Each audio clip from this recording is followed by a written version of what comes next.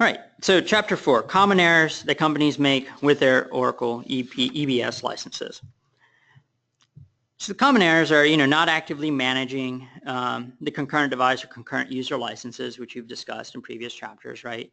Not understanding what the concurrent usage is, not tracking it, etc. That can really get us into trouble.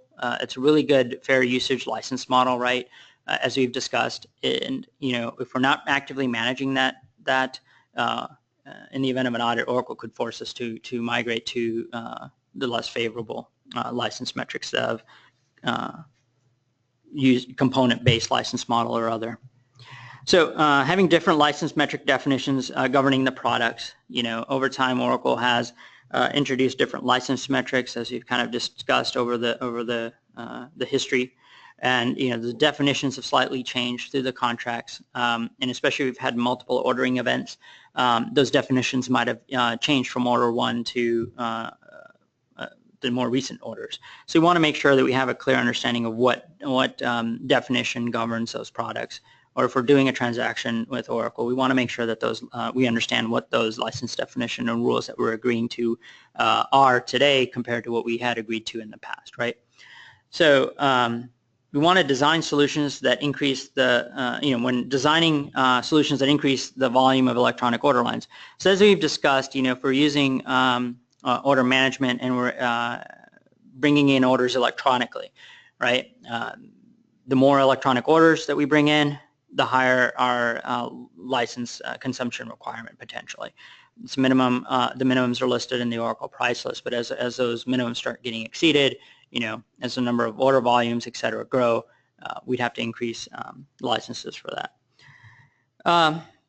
The other one's not tracking the number of expense reports being created, right? So expense reports is another one of those license metrics that are usage-based.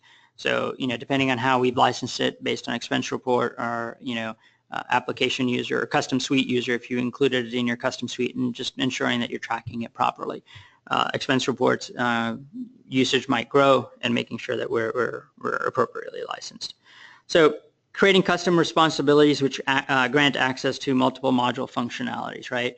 So some customers use the traditional responsibility licensing model versus the role-based access control. And in the responsibility one, you've given folks access to multiple different modules and whatnot.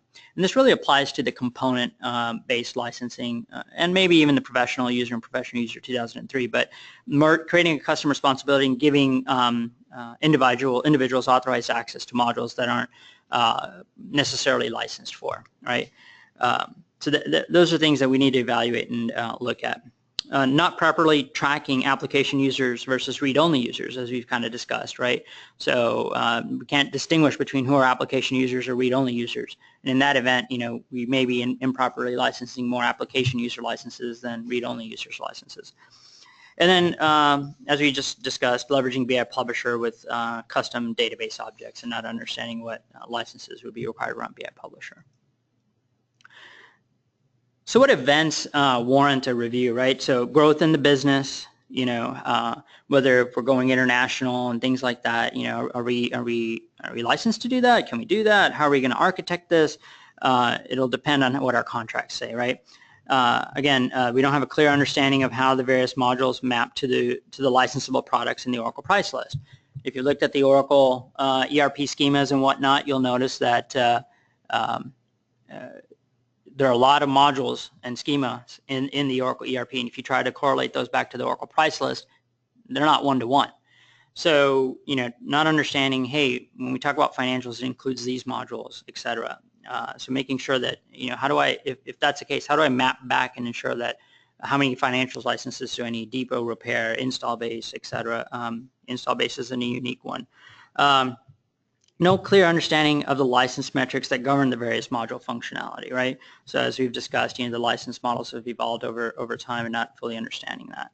So moving from in-house to fully managed IT outsourcing support, so if I do that, depending on the various different license metrics, do I need to license those folks that we've outsourced our IT support to, or, are they internal, or are they external? How are those counted, right? The other one's moving off of Oracle support to third-party support, right? How does Oracle treat that? I'm no longer paying Oracle for support.